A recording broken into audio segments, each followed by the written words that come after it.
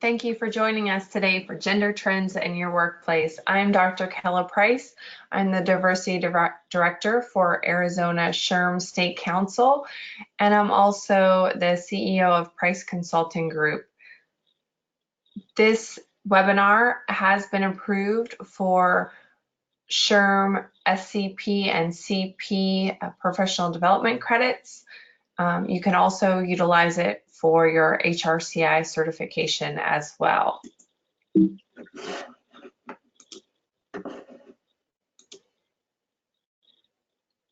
Should you need to contact me with follow-up questions, my contact information is here. Feel free to reach out to me on social media at Kella Price or send me an email at drkellaprice@gmail.com. Today, we are going to be talking about gender trends in the workplace, and the first topic related to that is trends impacting women. You may or may not be surprised that 40% of women have experienced sexual harassment in the workplace. We see that the Me Too movement really brought this to light in media, and so more and more women are becoming more confident and comfortable in reporting these instances. What has this brought to our organizations? Well, there's been more training or focus on sexual harassment and new policies to prevent these things from happening. We're looking at, with more women in the workplace, better parental leave policies. We're seeing more workplaces that have gender neutral or primary caregiver policies, which not only benefit women mothers, but their partners as well, taking paternity leave, as well as same-sex families.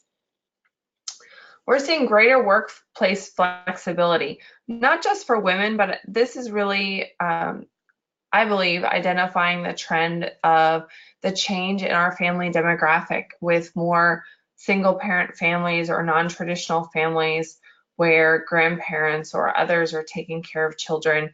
It requires more flexibility from us as employers to enable those parents to meet those responsibilities, taking care of sick children or dropping kids off at childcare.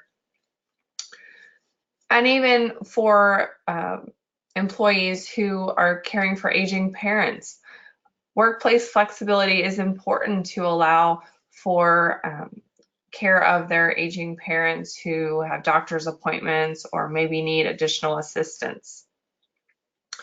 We're seeing more transparency about employee diversity and gender pay gap information. More people are sharing their concerns or standing up when they see things aren't just quite right. We're seeing more employees who are open to learning about the other individuals in the workplace that they work with. And I feel like as we get more of our Gen Z and millennials into the workplace, they are growing up in a much more culturally diverse background, and they have more exposure to diversity throughout their upbringing. So they're going to be more accepting to a diverse workforce, and it's really going to allow us to break through those barriers and appreciate diversity for what it is. We're also seeing that quotas are working to get more women on boards, board of directors, and in leadership roles. The focus on really allowing women to have a seat at the table are finally seeing results. What are some benefits to leading your organization to better diversity and inclusion practices?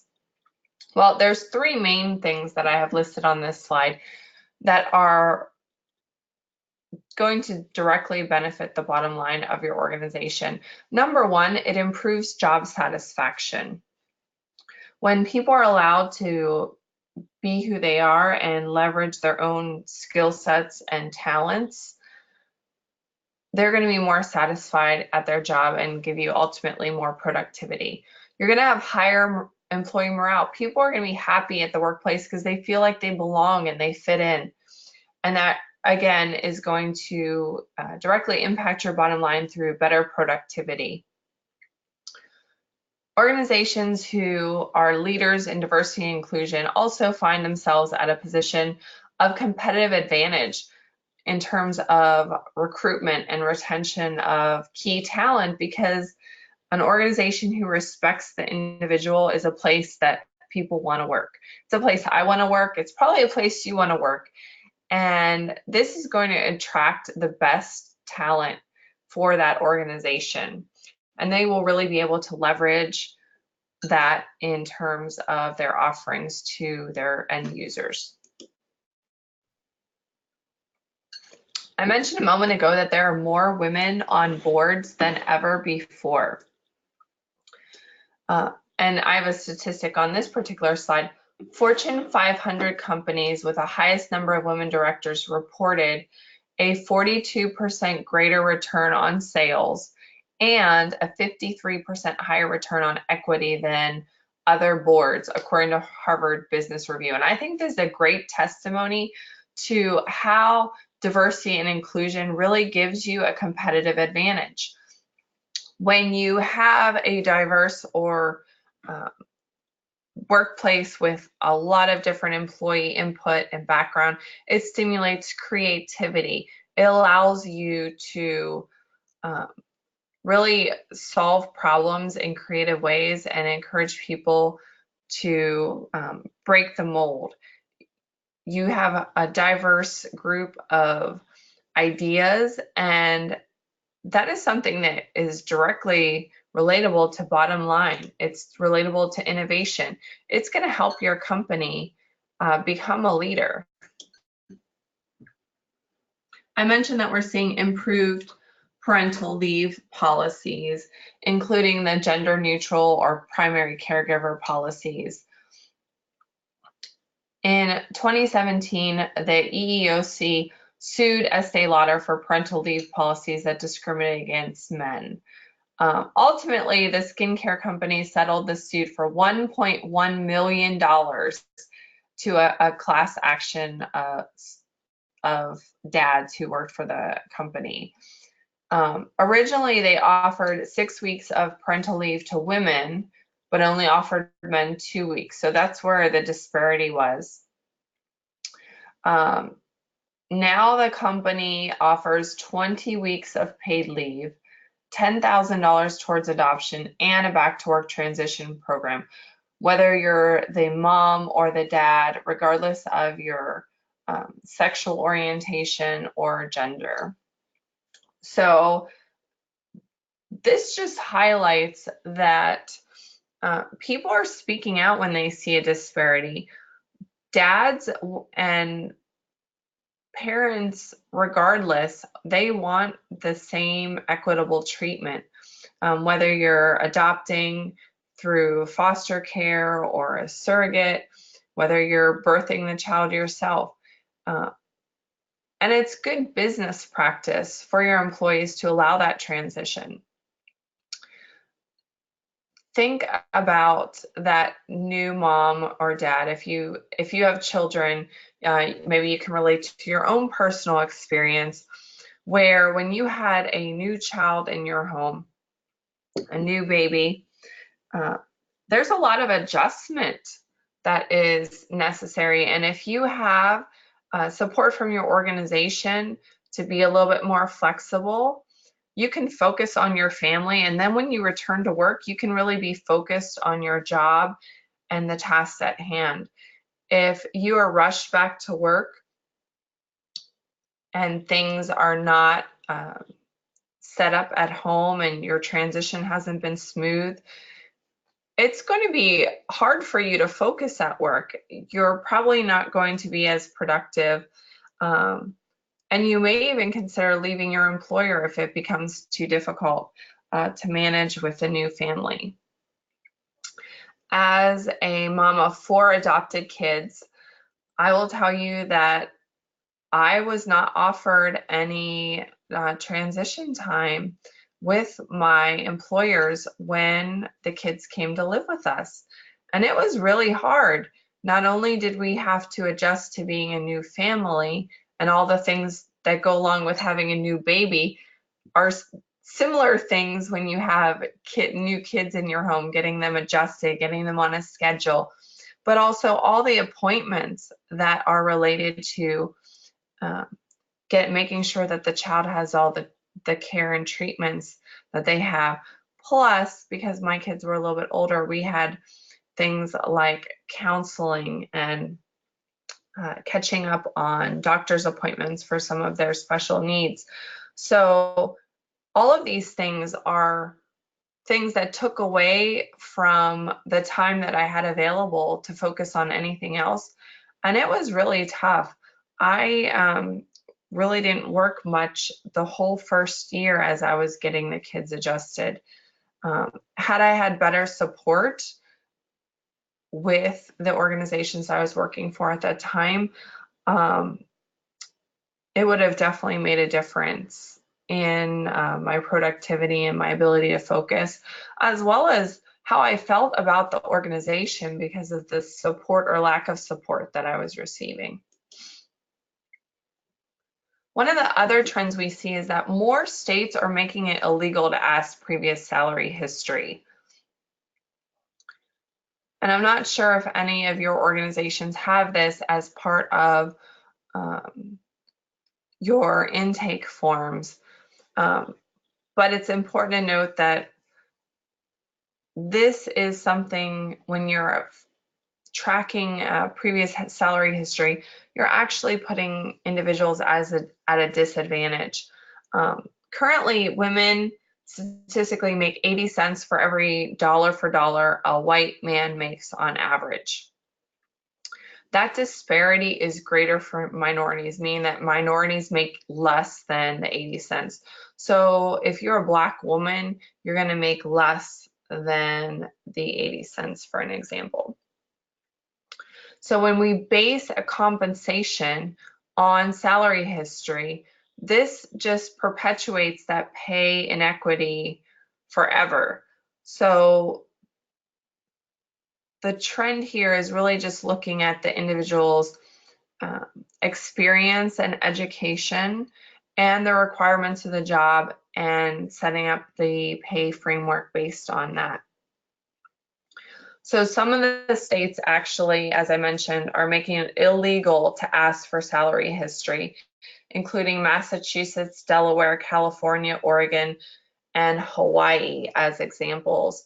And we'll just have to keep an eye out on Arizona to see how this develops in our own state. Another trend that we see is that women are reaching more roles and positions in political power in government. Currently, women only make about 24% of Congress. However, we're seeing a record number of women running for and actually winning office in the last year and a half. And I believe that trend will continue. There are more female politicians replacing men in leadership roles in democratic organizations. And as this trend continues, I believe that our government will better reflect the population that it represents in terms of women, but also our different ethnicities, as well as our LGBTQ population. This is going to have a huge benefit to the bottom line in our organizations. Why? Well, equal representation in government may help more legislation get completed. So legislation that focuses on equity in pay measures, like what we saw on the previous slide with asking a salary history, or offering benefits for same-sex partners. as an example. Those things will be better supported if we have a more diverse representation in government roles. Interestingly and statistically, women in the minority party of the House are about 33% more effective than men in getting bills passed, getting the job done. And I'm not really sure why this is that the women are passing the bills better, but I like it. And diversity and a different framework or a different perspective can certainly help our government at local, state, and federal levels. Another statistic for you, Business World gender balanced leadership teams were 21% more likely to experience above average profitability than companies with the least gender balanced teams. So in the business world, we're seeing similar results, that we're seeing better profitability, bottom line impact of having a diverse team. This is really something that you can go back to your leadership teams and say, statistically speaking, this is what we're seeing in the business world. This is how it can impact our bottom line. This is how it can give us a competitive advantage. And that gives you that foot in the door to promote these gender trends within your own organization, to really get your organization on the diversity and inclusion bus, and start really looking at policies to support a really diverse workforce. In effective organizations, we're seeing more leaders taking a stand for equality. If the leadership team doesn't think that diversity and inclusion is an issue, it's going to be a non-issue for your organization. It's not ever going to make it to a higher level of effectiveness. You really have to have a leadership team with an equality mindset, with a focus on making sure everyone feels welcome and supported and that they can maximize their potential in your workplace. When leaders embody the purpose of equality and keep this as a focus area in all aspects of business, it'll help bring the support to the team. I'm sure you've heard that what is expected is inspected and what is inspected is expected, meaning that when something is a focus for the leader, it becomes the focus for everyone else because people are looking at it. And so it brings attention to that particular issue. And so if it becomes an issue or a focus area for the leadership team, it's going to be a focus area for everyone else because all of that trickles down throughout the organization. So these leaders need to hold themselves and their team accountable because the benefits is that companies with the highest representation of women on senior teams have 34% more profits than companies with lowest female representation. And I'm sure if we looked at studying the statistics for diversity from an ethnicity perspective, we would see similar statistics.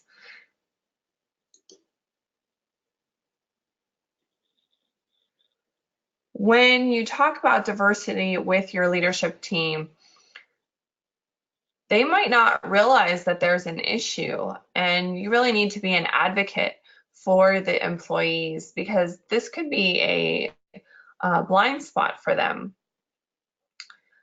Many employees think women are well represented in leadership when they only see a few. Unless you're in that minority group and you look around and you don't see anyone like you, whether you're women or gay or Hispanic, and you look around and you don't see anyone like you, that's when it becomes obvious that there's a problem. But when you're in the majority group and you're looking around, you may not realize that there's a problem. And when we really look at the numbers and see how our organization, whether or not it mirrors the population that we're trying to serve, this is really important, and it can be really eye-opening. Some organizations' leaders may be comfortable with the status quo. It's easy to just keep on trucking along at the same pace with the same priorities that we've always had, but that doesn't make us any better. Specifically when we're talking about men and women, men don't usually fully grasp the barriers that hold women back at work because they've never experienced some of those barriers. And therefore, they're going to be less committed to diversity because they don't realize there's a problem. Women of color face the greatest obstacles in organizations and receive the least support.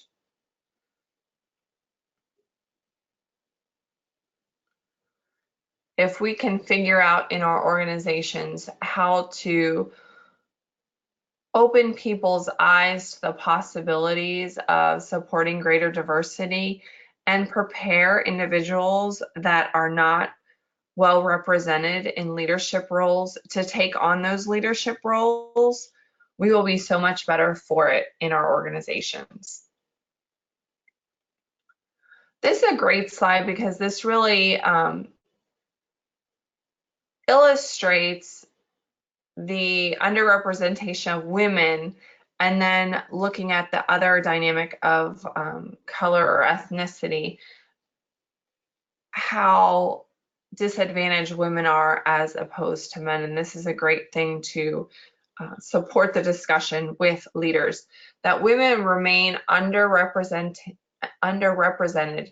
at every level in corporate America, despite earning more college degrees than men for 30 plus years. How is that possible, right? We have more education than men, but yet we're not filling the roles. So there's some disconnect there that we need to figure out in our organizations how to impact that, because we're missing out on a huge potential, that women are not getting used to their full potential in their jobs, and women of color even less.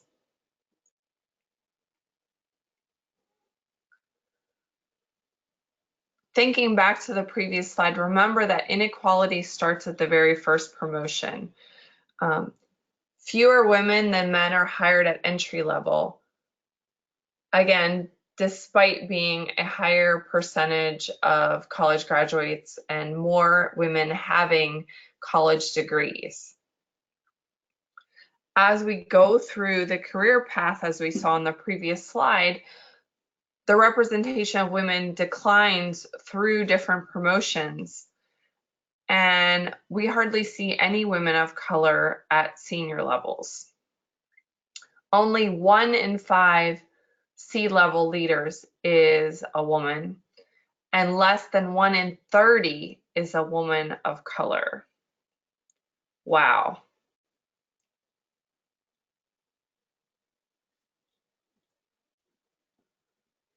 So this, talking about the 1 in 30 women of color, we're looking at it a little bit more closely on this slide and breaking it down with 3 different groups, Asian, Latina, and Black. And this particular graphic illustrates how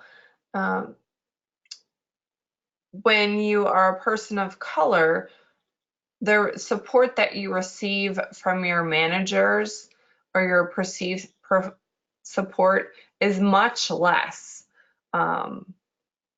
than the white person. When I looked at this slide, when I was creating this and I looked at this graphic, it really bothered me because this illustrates that there's definitely some sort of bias.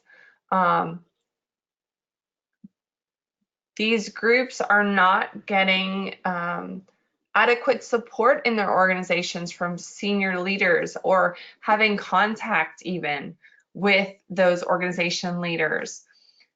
And so it really impacts the culture of your organization and impacts someone's perception that they're being supported at work and that they fit in and that someone actually cares about their career.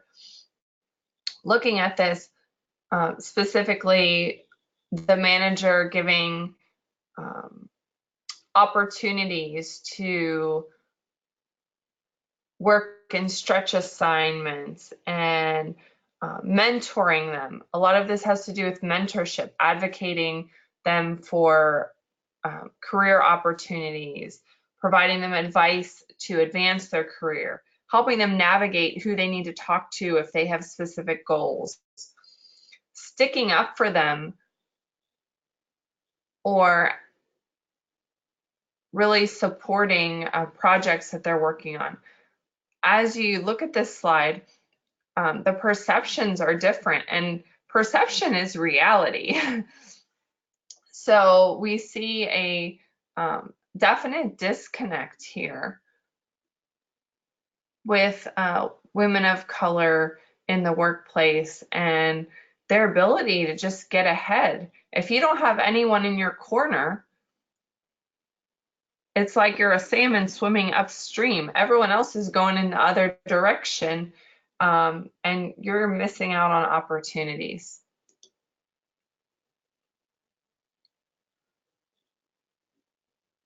This slide shows some more information, specifically from the perspective of men and women and how they perceive gender diversity. What this slide tells me, looking at the top of the slide, we have the commitment to gender diversity and the percent agreeing with this statement. So what's eye-opening is people are in similar organizations are seeing the same culture and the same situation differently based on their treatment. Bias in the workplace. Our filters in terms of diversity and how we treat individuals does show through our actions. Actions speak louder than words. And here the men don't see that there's a problem.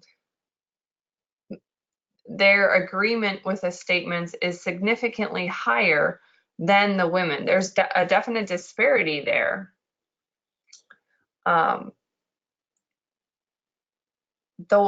This graphic on the far right, in this company, disrespecting behavior towards women is often or always addressed quickly.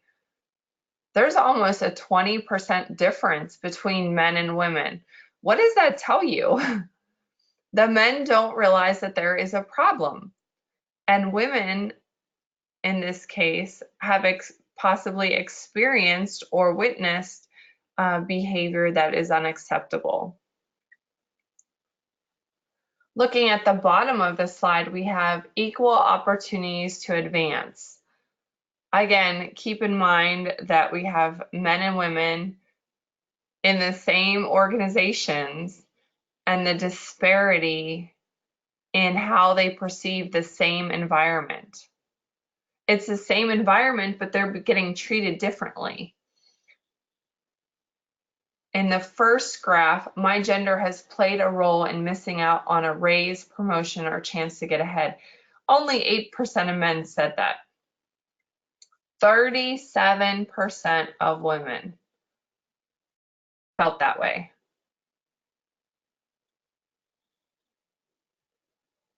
My gender will make it harder to get a raise, promotion, or chance to get ahead. 39% of women felt like because they are a woman, they were going to have a harder time getting ahead. So there's definite disparities here. And once we realize that there is the issue, then the question becomes, how do we address the issue? How do we make gender or sexual orientation, or any other number of diverse factors, color, how do we make it a non-issue in our organizations? How do we not make what makes us different an impediment and actually make it an asset? Looking at wage gap. I mentioned earlier that there is a wage difference, women making 80 cents for every dollar, and that number being even less for women of color. We're also looking at the adjusted wage gap. So this is going to look at additional factors, not just gender, looking at education, age, or industry to really see what the issue is. Even when we adjust factors like education and experience, the pay gap still persists. Women workers on average have higher levels of education than men. We saw that they have more college education, more degrees, but they still experience a pay gap. Same industry analysis shows that women earn less than men. And this is even more of a problem for women in higher paid industries. And I have some examples on this slide. A female financial manager makes on average $65,000 per year, while her male counterpart earns over $100,000. That's a significant difference just for 1 year. Think over the course of a career, how that would impact that woman.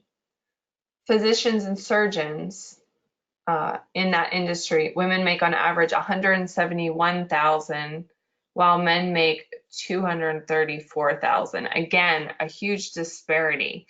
We're not talking about a couple $1,000s here.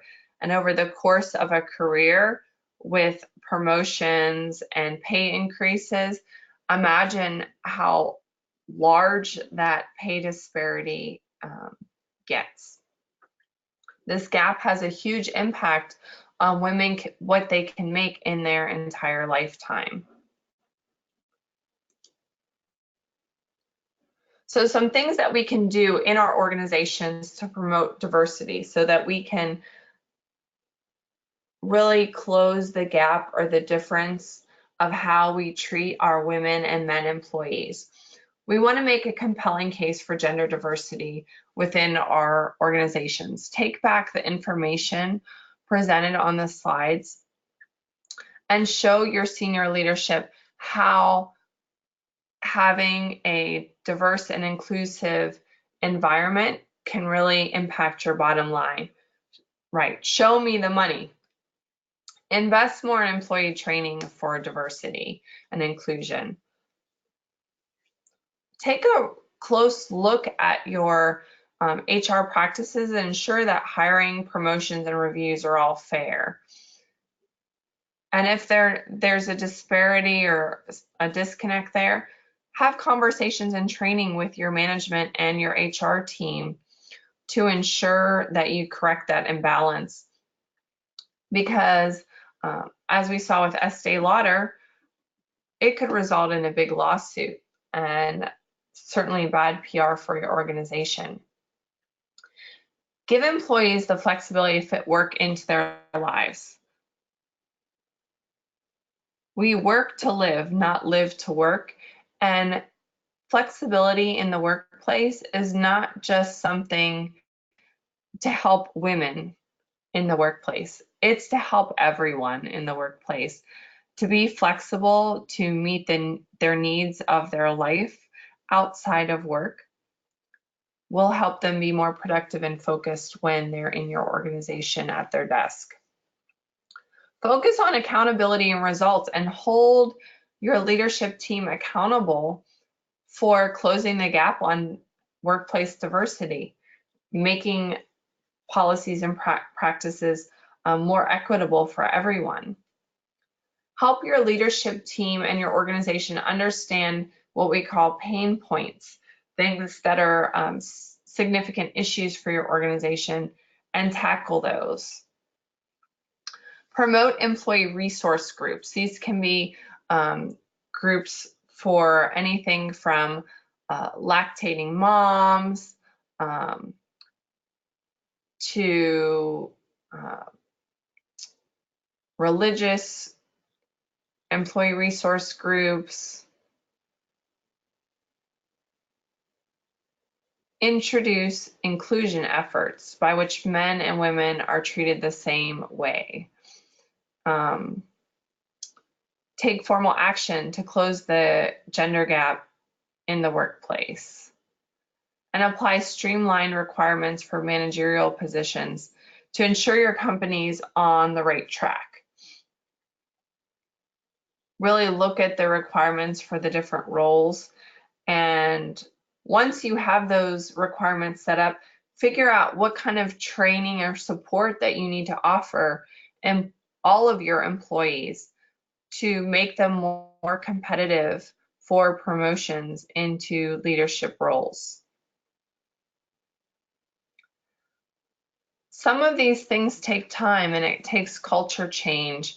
And maybe you're a small organization, but when you get leadership buy-in, that's a huge step in the right direction. If you're small, maybe an employee resource group, maybe you only have, for example, one lactating mom, you can't create a group just for her, but maybe you support resources within your community that you can refer employees from your organization to those resources to provide them that extra support and that connection with others in a similar situation.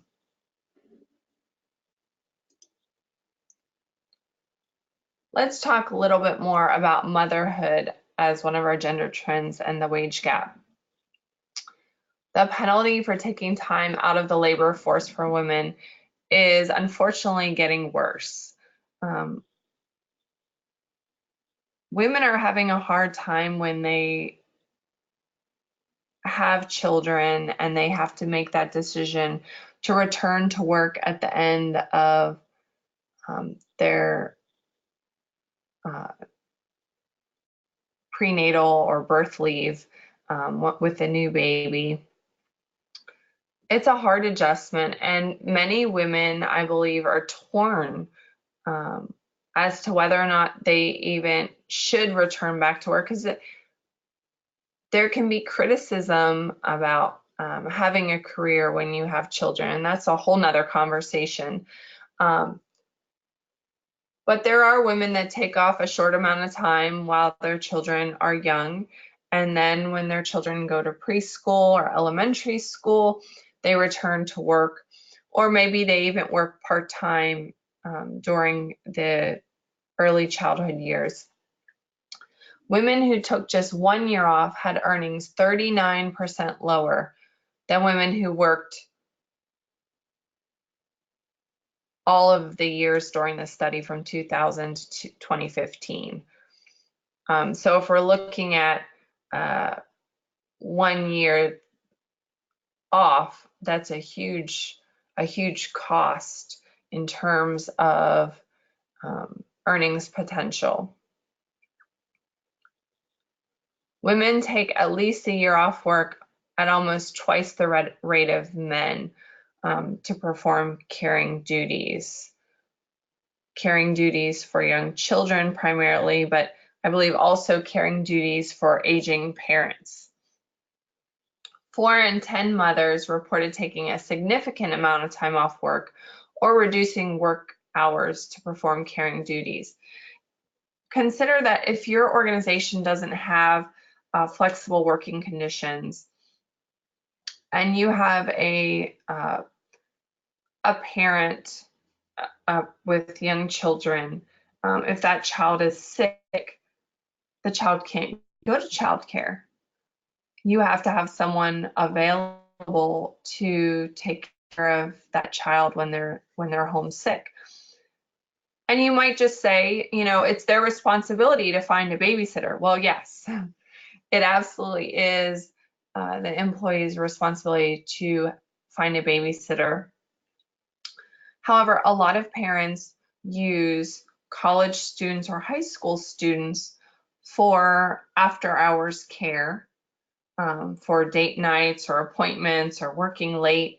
And when your child is sick during the day, that option is not available to you. Most nannies that work full-time childcare for individuals don't do drop-in. Most nannies have a full-time position with a family. So the ones that would normally be available during that time are not.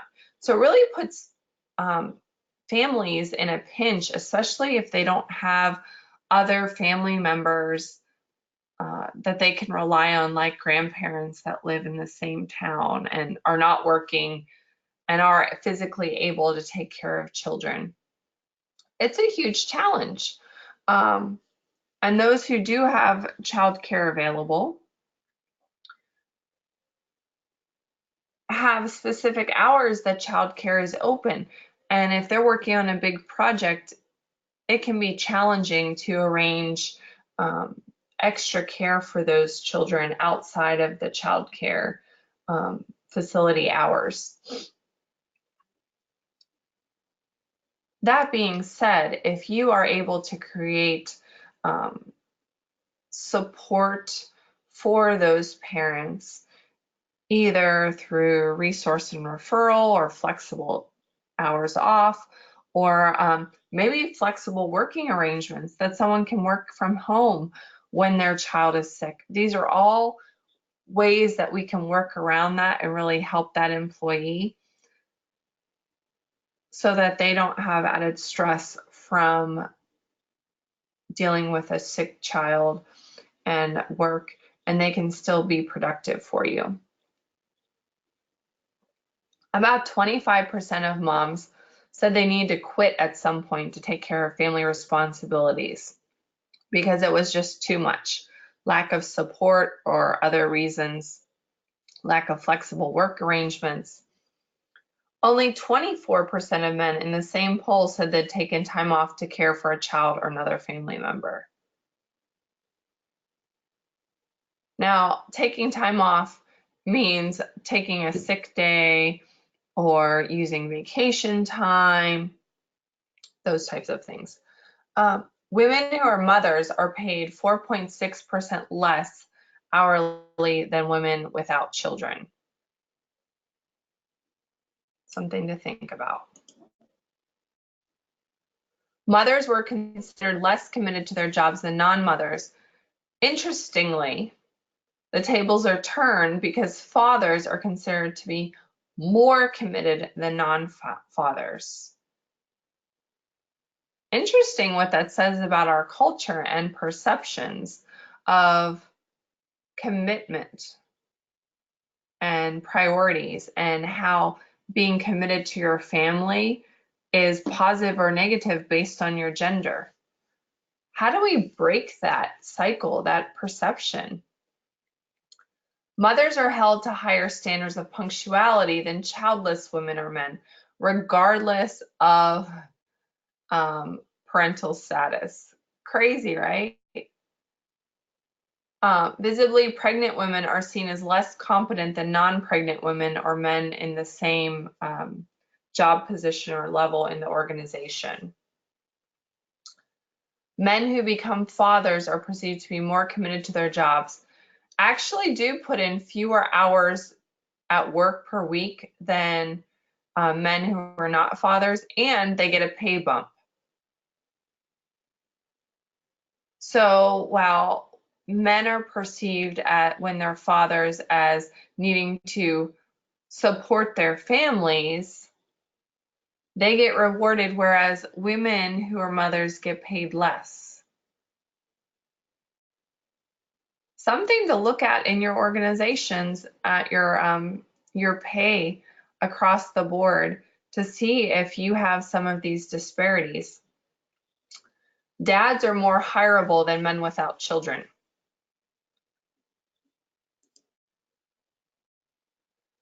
So as a minority group, if you're a woman or a woman of color, some things that you can do is look at your own company. If you have a disparity in your organization, Ask them to look at the gender wage gap. Ask them to look at what they're doing. Advocate for women and minorities.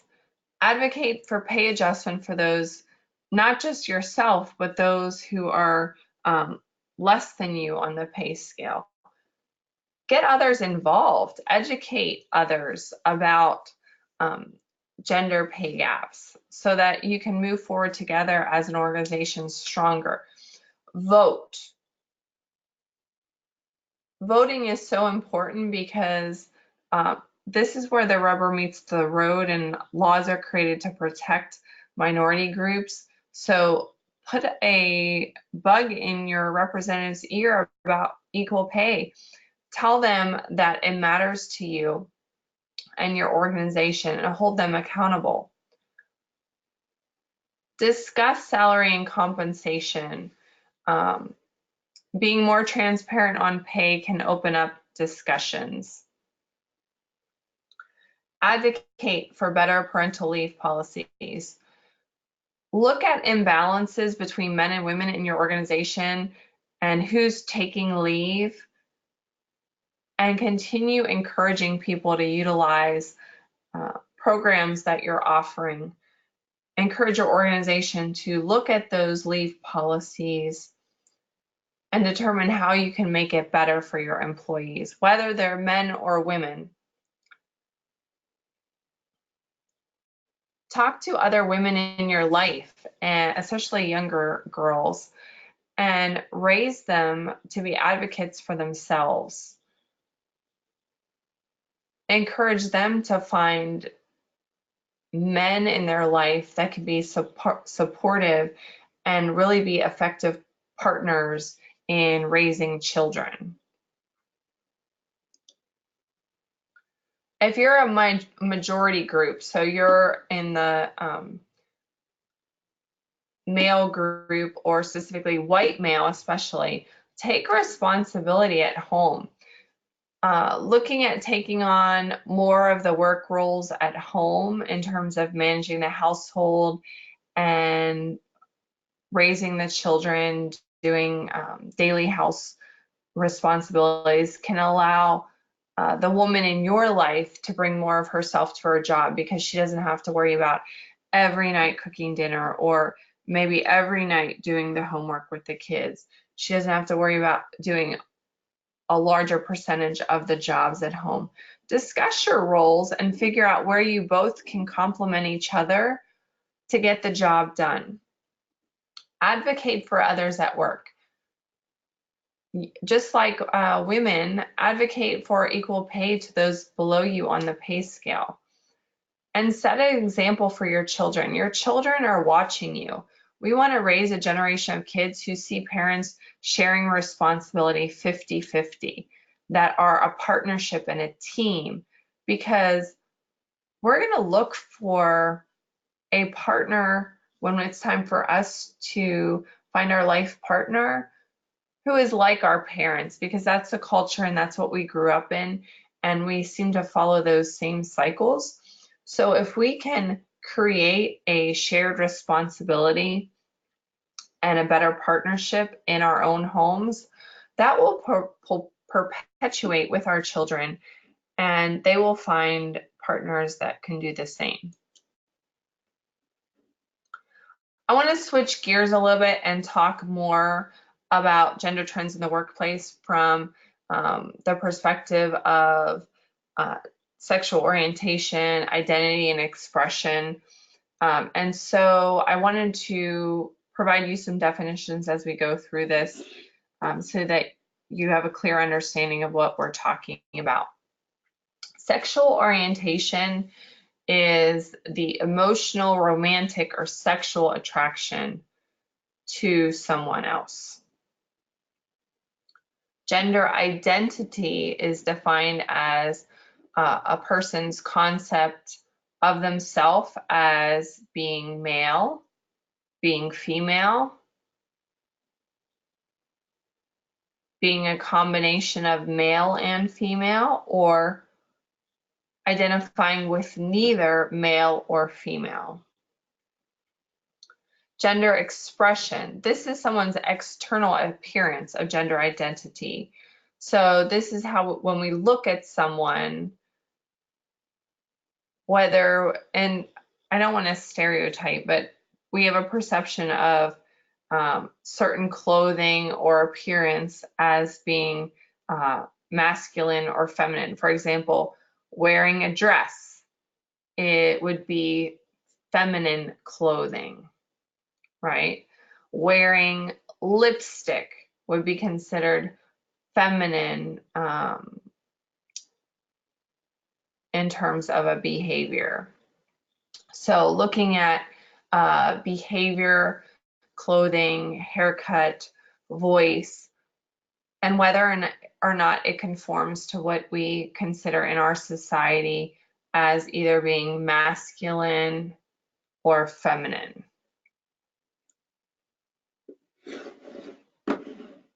As we go through these concepts, I just ask that you have an open mind. Some of this may be harder for you to wrap your head around because it's different from what you've experienced or what you know. I'm not here to make any kind of judgment about you and your perceptions. I'm just here to give you the information and allow you to see what the scope of diversity and inclusion looks like in this way, so that you can create policies to support individuals who are not like yourself. So we have our LGBTQ employees, and we're going to talk more about them in the next couple of slides. LGBTQ is a mouthful, and that stands for lesbian, gay, bisexual, transgender, questioning / queer. Q, depending on what you're looking at, questioning and queer go with that last Q. So these employees have specific challenges in our workplace. And part of this comes from perhaps employees not understanding where they're coming from. You can have empathy for someone, but you don't necessarily understand what it's like to walk in their shoes. I, as a woman, going back to the previous slide, I identify myself as female. I'm attracted to men. And I have a hard time understanding or imagining what it would be like not to be able to fit myself into an identity as a female, and what it would be like not to have a group that I feel comfortable identifying myself.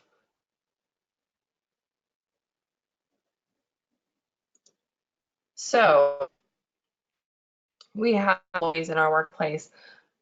Those who can pass for straight generally choose not to come out at work because it's easier. Let's think about that for a minute. So essentially, they are not providing their true self in your workplace.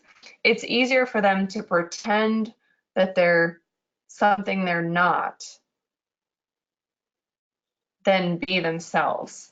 Think about how that would make you feel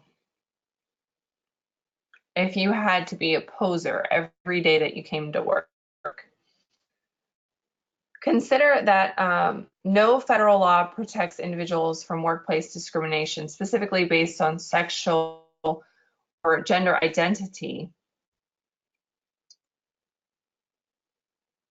And along that same respect, in 28 states, you can be fired for being gay, lesbian, or bisexual.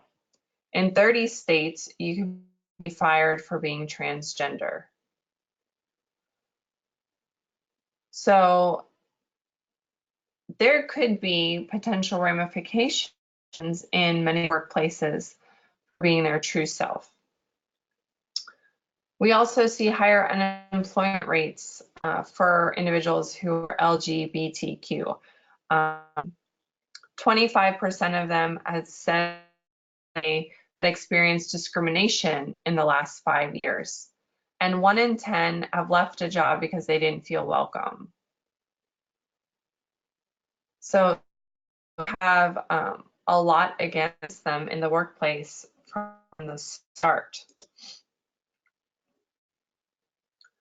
I want to talk a little bit about transgender or gender nonconforming and give you some definitions because I want to tie that in as well because we're seeing more people open about this in the workplace. So I want you to understand what it is and how it might impact your organization. Transgender people are people whose gender identity is different from the gender they were thought to be at birth. So, for example, if you were born a man, but you identify as a woman. Gender non-conforming means that you're not conforming to any gender stereotypes. So your clothes, hairstyle, speech, hobbies might be considered more feminine or masculine, stereotypically associated with your gender.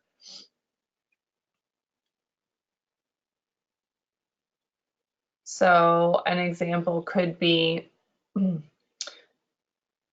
from a clothing perspective, if you're a woman and you're wearing men's suits. Non-binary or gender queer. This is when some people don't neatly fit into the category of man or woman, male or female. Some people have that blends elements of a man or a woman or a gender that is different than male or female. Some people don't identify with any gender. Some people's gender fluctuates over time. This can be a really hard thing to wrap your head around if you've never met someone who has told you they're non-binary. I'll let you read it again off the slide and let it sink in.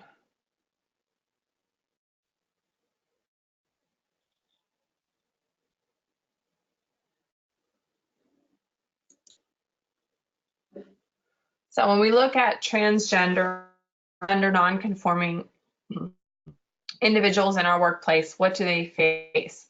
The unemployment rate for trans people is 3 to 4 times higher than the rest of the population. In the workplace, we see a lack of gender-neutral bathrooms. Dealing with misgendered, where people identify them as something that they're not, saying she or he when they don't identify with that. A lack of education and accommodations. Many work environments are hostile places for trans people. We do see in some states laws passed, like in California, where many of the individual bathrooms are now gender neutral, and so anyone can use them. And I think that's if your organization has individual bathrooms and not a that has multiple stalls and a men's room that has multiple stalls. This is one of the easiest ways to create a welcoming environment in a very basic way.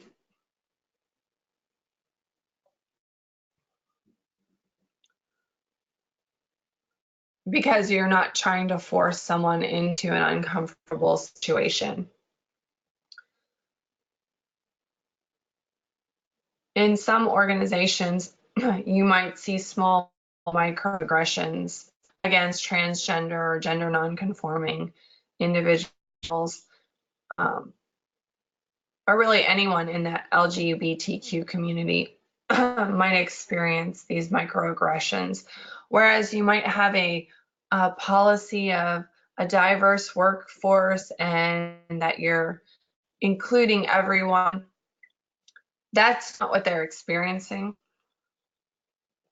They might be subject to homophobic comments or tasteless jokes, a colleague's inability to use your preferred pronoun, or a general culture that suggests that you really don't belong. The colleague's ability to use your preferred pronoun, it can be uncomfortable for people to ask or for someone to correct someone more than once about how they prefer to be called. It should be something very easy to implement in your organization, but it's not happening. We might say that we are accepting, but we're not making. What does the LGBTQ community want from us as employers? When surveyed, here are some that were recommended by this community. Mandatory yearly competency trainings around LGBTQ topics. You could do scenario training on how you respond or react. You can teach individuals in your organization about this type of gender diversity and what it means, for example, to be non-binary, how it impacts your workplace. We're all people and we all have a job to get done. Someone likes men or women or how they want to dress or how they feel on their inside has no relevance to me as a person. I'm going to talk to them person to person. Large, accessible, single-stall, gender-neutral bathrooms available. And this for a comfort level and eliminating potential for microaggressions or issues in your workplace can be a very easy step to take in your organization. Teaching individuals to be language neutral until the individual discloses gender identity themselves.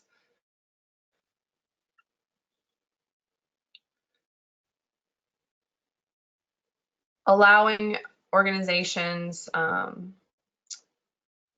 allowing people in your organization to feel comfortable asking, what should I call you? It's okay to ask that, what should I call you?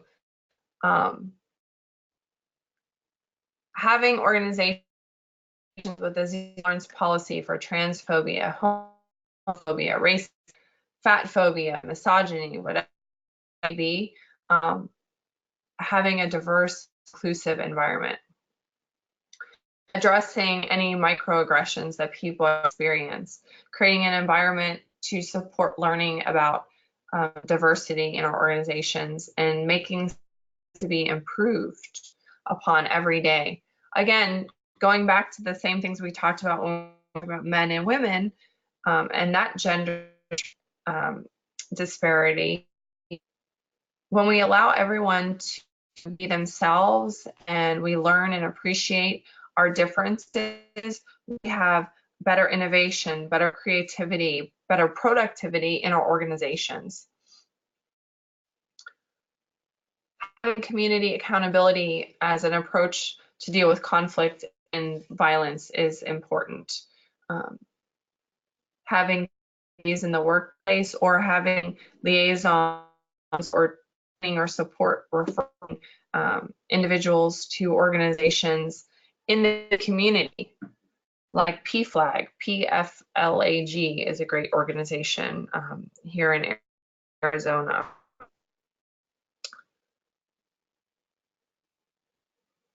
Allowing workers to have ownership and decision-making power over how they work and how their workplace operates.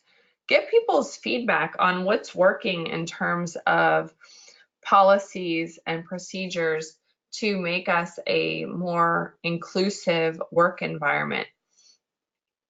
Talk to individuals who are in minority groups, check in with them and see how we're doing. Get good feedback.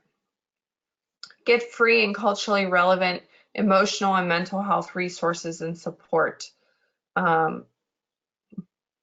Whether it's creating training within your organization or utilizing resources in the community, this is so important to making them connections and providing those that are struggling to fit in your organization opportunities to connect, because that can be emotionally stressful for those individuals. Offer diversity groups dedicated to diversity and accountability within your organization. And depending on the size of your organization, you might have a diversity committee that encompasses all diversity issues, or maybe you have specialty groups within your organization. We talked about this earlier with the lactating moms. You could have diversity groups for LGBTQ and diversity group for really any population within your organization, different ethnicities, Latina group, or a group for Jewish employees, and allowing them to talk about their challenges, but also allowing them to help you educate your organization about what they're about. Because I think once we have a better understanding of who someone is and what they stand for, we can celebrate what makes them different, but we also understand them, so there's less fear around the topic because there's less unknowns. Providing these individuals with what they identified as queer mentorship and queer leadership. Just like we have less women and women of color in leadership roles, we really don't have in many organizations individuals from the LGBTQ communities in our organizations that they can look up to and aspire to and help them navigate through being a member of that community and a member of the organization, how they can develop in their career as leaders.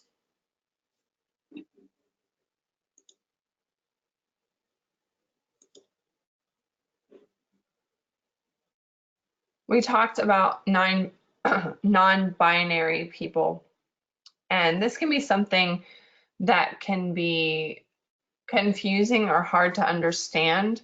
Remember, they don't identify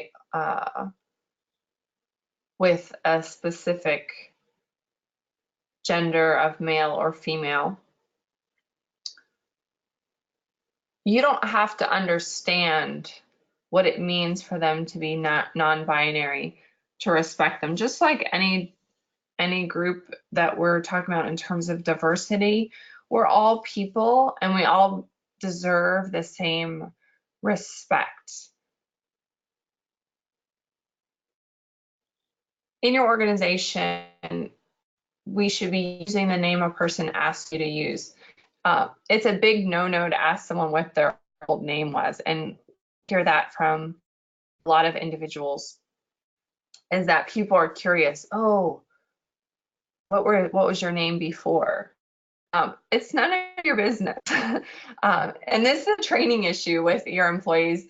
They're curious, um, but that's not appropriate. Don't make assumptions about people's gender based on how they dress, how they talk, how they look. You can't tell if someone's non-binary or transgender just by looking at them. If you're not sure what pronoun someone uses, ask. This is entirely appropriate and acceptable. And at first it's going to feel weird. The employee might feel uncomfortable at first, but this is just a respectful thing. You can ask the person, should I refer to you as he, she, or what pronoun do you use? This is one of the simplest and most important ways to for someone's identity. In your workplace, you can advocate for non-binary friendly policies. They should be able to dress and have their gender respected wherever they go, and that includes your workplace. Remember that just as it's confusing to you when you see someone that you are not sure of their gender in a public restroom, whether or not they belong, and some people can get really upset, and this is why I encourage you to do the gender neutral individual bathrooms. It can be even confusing for them figuring out which bathroom that they use. It puts people uneasy, and they might feel unsafe in a bathroom, a men's room or a women's room, based on the people that are also in the bathroom. They might receive verbal harassment or physical attacks in the bathroom. That is common, and so that can be a really scary thing. They should be able to be supported by using the restroom that they believe they'll be safest in. That being said, you can't make them use a faraway bathroom. You have to give the individual the option. Again, I can't say it enough. If you are able to offer gender neutral bathrooms, individual that anyone can use, that's the best way to go, and it avoids this issue altogether. Talk to non-binary employees to learn more about who they are. Just like we're all individuals and we all are different, there's no one way to be non-binary. So talk to them, listen to their stories. You could even, if they feel comfortable in providing education in your organization, they could even provide sharing of their story, or they could connect you to someone else within their community that would be willing to share their story for your employee group, so that they can learn and hopefully better understand these individuals. We also have a terminology I want to talk about, gender dysphoria. For some transgender people, again, they identify with a gender different than the one they were born. The difference between the gender they are thought to be at birth and the gender they know themselves to be can cause emotional distress. Imagine if you felt like you were in a body that didn't belong to you, essentially. And this emotional distress about their gender can affect their health, it can affect their work, and as a result, the medical community identifies this as gender dysphoria. This is the medical diagnosis for someone who has this distress over being having the physical body of a specific gender and not identifying with that physical body. Not everyone who's transgender has gender dysphoria. So again, there's a medical diagnosis here, and this is important because this can impact medical leave, sick time, and resources that we have for this individual. Gender dysphoria can be relieved by expressing one's gender in a way that the person is comfortable with. So if they feel like they're a man, they dress and groom like a man. This can include dressing and grooming in a way that reflects who they know they are, using a different name, different pronoun, and for going through the medical change to physically change their body. I put this on the slide. This is important. All major medical organizations in the US recognize that living according to one's gender identity is an effective, safe, and medically necessary treatment for people who have gender dysphoria. So someone who's going through what we would consider a sex change operation, this is not, by medical standards, optional surgery.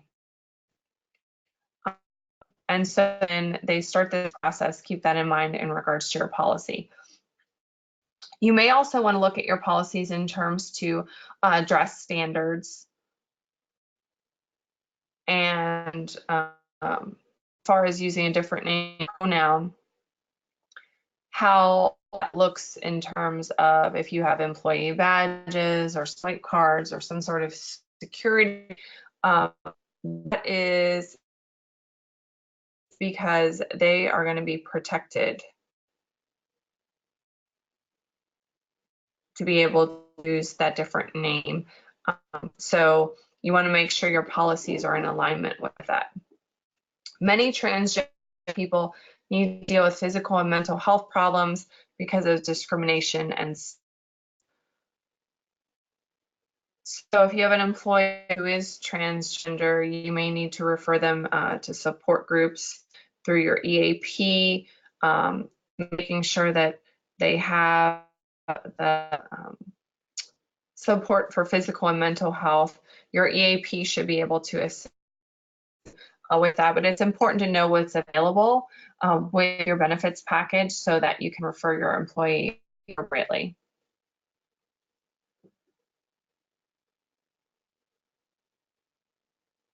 As I do more research about transgender, I wouldn't want to be in their shoes just because of all the difficulty that they experience and all the challenges that they come across in their life.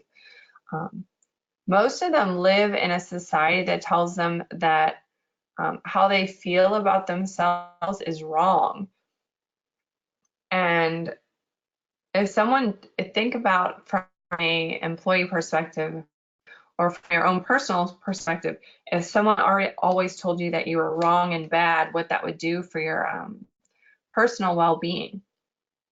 Many of them have lost families, jobs, homes, support, experience harassment or violence in their life.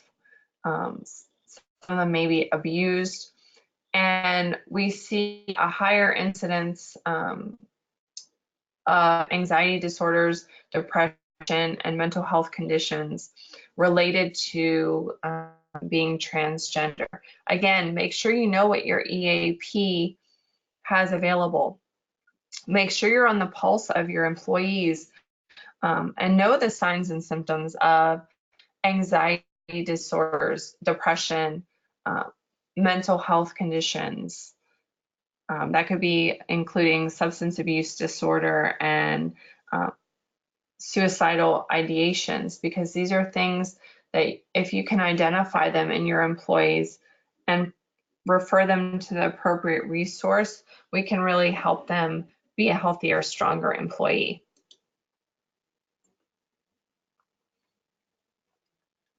So some best practices related to everything we just talked about in terms of LGBTQ. 46% of respondents in recent surveys said that they're not open at work about their status, and that's primarily because of the company's climate. So take a look at your climate in your organization. If you have someone that has come out and is openly LGBTQ community, talk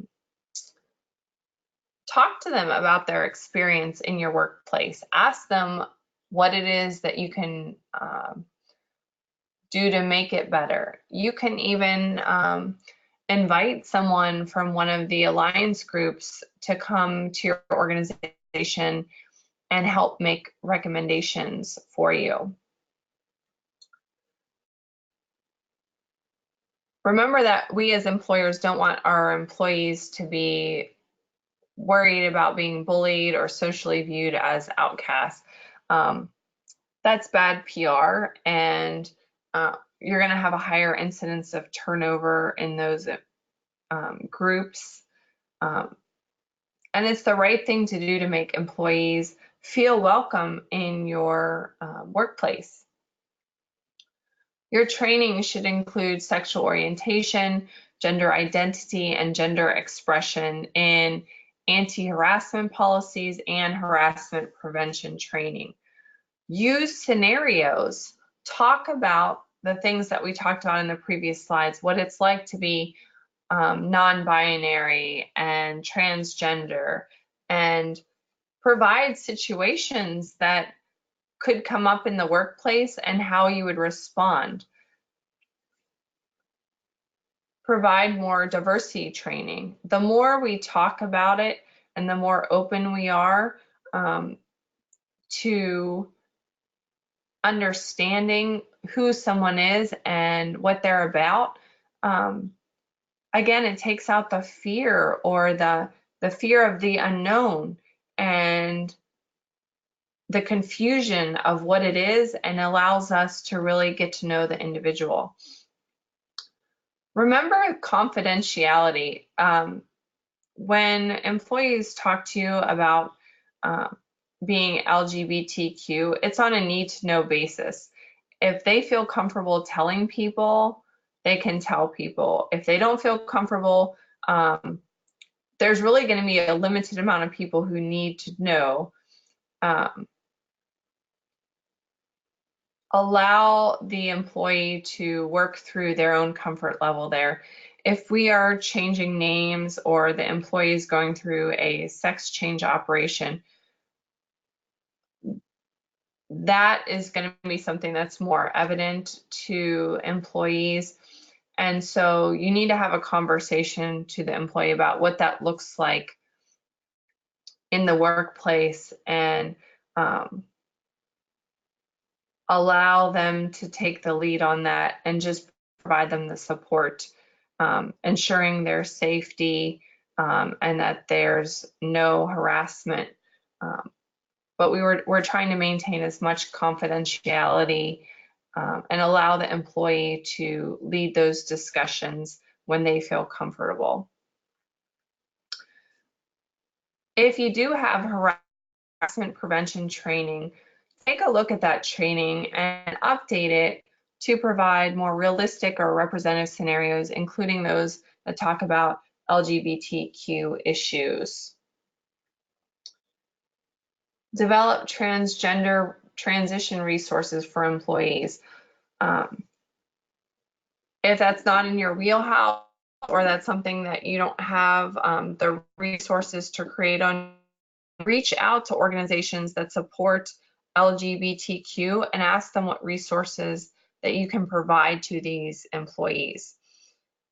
But you need to definitely take a look at your medical and leave policies in regards to that gender transition, and make sure you're well versed on how it fits into your policies and what you need to provide by law for these employees. Again, it's medically necessary. Create inclusive policies reflecting current nomenclature. Include LGBTQ demographics in your diversity inclusion data to really start measuring it and looking at it. Ask senior leaders to sponsor and support LGBTQ organizations. If there are community walks or community events. This could be a way to educate and celebrate about LGBTQ for your employees and really make those employees feel like they're accepted by the organization in a very public way.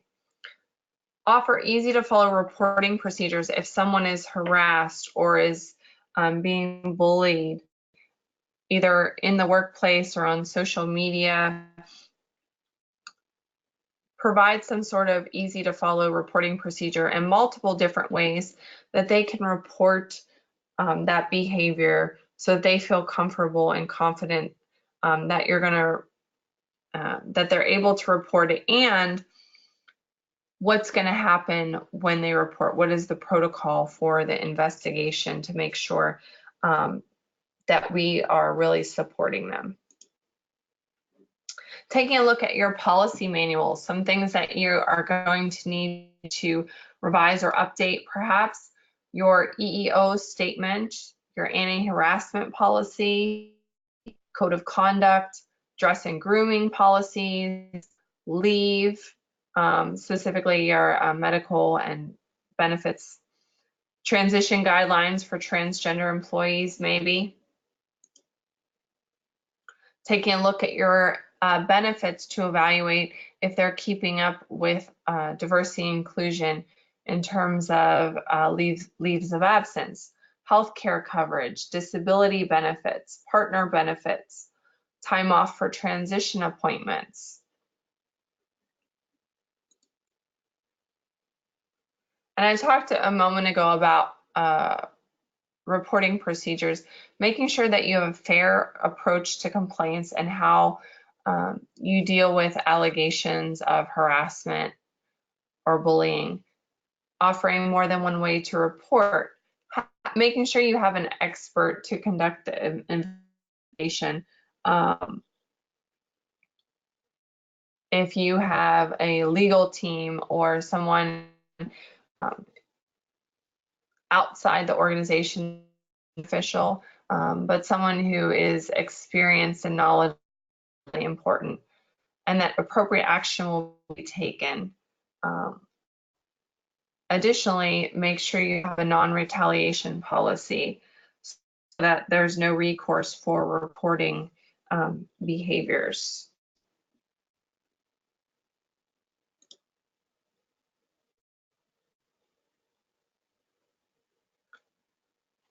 Our goal in terms of diversity as HR managers is to really promote and celebrate each and every employee. We want to be an advocate for any concerns they have. We, as employees, spend a lot of time in the workplace. And so that work environment is really important to our overall health and well-being. Someone doesn't feel comfortable there or feels like they're getting unfair treatment, it's our job in HR to level the playing field and really make it more equitable. We can be a liaison with the local community and create connections. Once we identify an employee's needs or wants, we can connect them with the local community as resources to support their diversity, to allow them to grow and flourish as the individual that they are.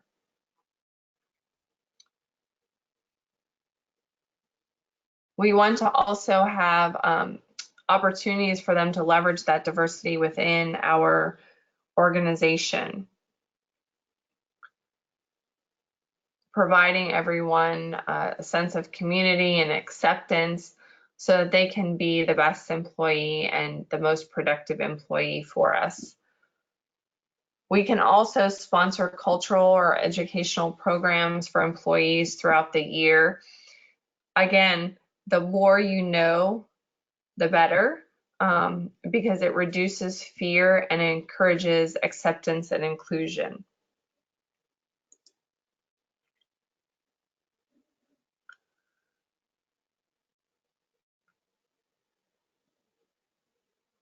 keep in mind that not only is it the right thing to do, but making sure that people feel welcome in our workplace also has legal implications.